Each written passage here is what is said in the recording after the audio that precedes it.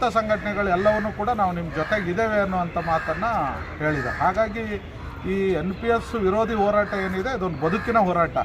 ಈ ಹೋರಾಟಕ್ಕೆ ಪ್ರತಿಯೊಬ್ಬರನ್ನು ಕೂಡ ಬೆಂಬಲವನ್ನು ಕೊಡ್ತಾರೆ. ಮತ್ತು ಸಂಘಟನೆಗಳಿಗಿಂತ ನೌಕರರು ಇದರಲ್ಲಿ ಭಾಳ ಸಕ್ರಿಯವಾಗಿ ಭಾಗವಹಿಸ್ತಾರೆ.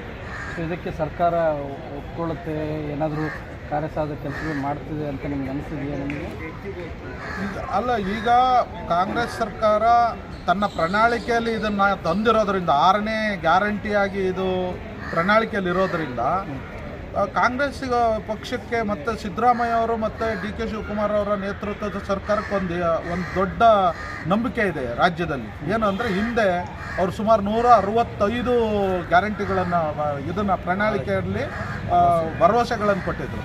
ಅಷ್ಟನ್ನು ಕೂಡ 1-2 ಬಿಟ್ಟು ಅಷ್ಟನ್ನು ಕೂಡ ಈಡೇರಿಸಿರುವಂಥ ಇತಿಹಾಸ ಇರೋದರಿಂದ ಇದು 6ನೇ ಇರೋದರಿಂದ 100ಕ್ಕೆ 100 ಅದನ್ನ ಈಡೇರಿಸ್ತಾರೆ ಅನ್ನುವಂಥ ನಂಬಿಕೆ ಇದೆ. ಸಂಘಟನೆದು ನಮ್ಮದು ಏನು ಅಂತ ಹೇಳಿದ್ರೆ, ಇವತ್ತು ಸರ್ಕಾರ ಯಾವತ್ತೂ ಕೂಡ ನಾವು ಮಾಡೋದಿಲ್ಲ ಅನ್ನುವಂಥ ಮಾತನ್ನು ಹೇಳಿಲ್ಲ. ನಮಗೆ ಈಗ ಆಗಬೇಕಾಗಿರೋದು ಬೇಗ ಮಾಡಿಕೊಡ್ಬೇಕು ಅನ್ನುವಂಥದ್ದು ನಮ್ಮ ಒತ್ತಾಯ ಇದೆ. ಯಾಕೆ ಅಂತ ಹೇಳಿದ್ರೆ ಕೇಂದ್ರ ಸರ್ಕಾರ ಈಗ NPS ಬದಲಿಗೆ OPS UPS ಅಂತ ಜಾರಿ ತರ್ತಾ ಇದೆ. ಆ ಹಳೆ ಔಷಧಿಯನ್ನು ಹೊಸ ಬಾಟ್ಲಲ್ಲಿ ಸೇರಿಸಿ ಮಾರುವಂಥ ಒಂದು ಕೆಲಸವನ್ನು ಅದು ಮಾಡೋದಕ್ಕೊಂಡಿದೆ.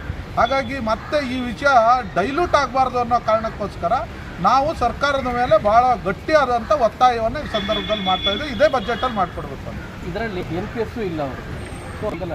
ಈಗ ಕರ್ನಾಟಕ ರಾಜ್ಯ ಸರ್ಕಾರಿ NPS ನೌಕರ ಸಂಘಕ್ಕೆ ಒಂದು ದೊಡ್ಡ ಬದ್ಧತೆ ಇದೆ. ಏನು ಅದು ಅಂತ ಹೇಳಿದ್ರೆ, ಇಡೀ ರಾಜ್ಯದಲ್ಲಿರ್ತಕ್ಕಂಥ ಅದು ಸರ್ಕಾರಿ ಇರ್ಬೋದು, ಅರೆ ಸರ್ಕಾರಿ ಇರ್ಬೋದು, ಅನುದಾನಿತ ಇರ್ಬೋದು, ಅದು ನಿಗಮ ಮಂಡಳಿಗಳಿರ್ಬೋದು, ಅವರುಗಳಿಗೆ ಇದನ್ನು NPS ಜಾರಿಯಾಗಿದ್ದರೆ NPS ಅನ್ನು ತೆಗೆಸ್ತಕ್ಕಂಥ ಜವಾಬ್ದಾರಿ ಕರ್ನಾಟಕ ರಾಜ್ಯ ಸರ್ಕಾರಿ NPS ನೌಕರ ಸಂಘ ಈಗಾಗಲೇ ಹೊತ್ಕೊಂಡಿದೆ. ಹಾಗಾಗಿ ಅವ್ರನ್ನೆಲ್ಲರನ್ನೂ ಒಳಗೊಂಡಂತನೇ ಹೋರಾಟ. ಮತ್ತು ಅವರು ನಮ್ಮ ಈ ಹೋರಾಟದ ಭಾಗ ಆಗಿದ್ದಾರೆ, ಬೆಂಬಲ ಅಲ್ಲ, ಭಾಗ ಆಗಿದ್ದಾರೆ. ಅವರೆಲ್ಲರೂ ಕೂಡ ಭಾಗ ಆಗಿದ್ದಾರೆ. ಮತ್ತು ಆ ಎಲ್ಲ ಜವಾಬ್ದಾರಿಯನ್ನು ಕರ್ನಾಟಕ ರಾಜ್ಯ ಸರ್ಕಾರಿ NPS ನೌಕರ ಸಂಘ ಹಿಂದೂ ಹೊತ್ಕೊಂಡು ಬಂದಿದೆ. ಮುಂದೂ ಕೂಡ ಅದನ್ನು ಆ ನಿಟ್ಟಿನಲ್ಲಿ ನಾವು ಕಾರ್ಯಪ್ರವೃತ್ತರಾಗಿರ್ತೀವಿ. ಹೋರಾಟ ಇದು ಅಂದರೆ OPS ಹಕ್ಕೊತ್ತಾಯ ಧರಣಿ ಸರ್ಕಾರ ಈ ಬಜೆಟಲ್ಲೇ ಮಾಡಿಕೊಡ್ಬೇಕು ಅನ್ನುವಂಥ ನಿಟ್ಟಿನಲ್ಲಿ 1 ದಿವಸದ ಉಪವಾಸ ಸತ್ಯ.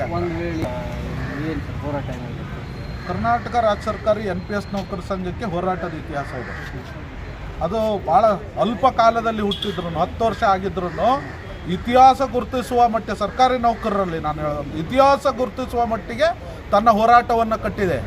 ಹಾಗಾಗಿ ಎಲ್ಲ ಸರ್ಕಾರಗಳ ವಿರುದ್ಧನೂ ಹೋರಾಟ ಮಾಡ್ಕೊಂಡು ಇಲ್ಲಿವರೆಗೆ ಈ ವಿಷಯವನ್ನು ತಗೊಂಡು ಬಂದಿದೆ. ಇವತ್ತು ಪ್ರಣಾಳಿಕೆಯಲ್ಲಿ ಹಾಕಿದೆ ಸರ್ಕಾರ.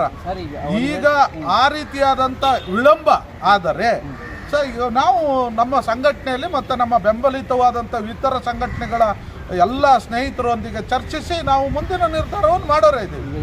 ಅದನ್ನು ಆ ದಿವಸ ನಾವು ಈ ಸರ್ಕಾರ ಯಾವ ರೀತಿ ನಮ್ಮ ಜೊತೆಗೆ ಪ್ರತಿಸ್ಪಂದಿಸುತ್ತೆ ಅನ್ನೋದ್ರ ಮೇಲೆ ಆ ನಮ್ಮ ಹೋರಾಟದ ರೂಪರೇಷೆಗಳು ನಿರ್ಧಾರ ಆಗ್ತವೆ.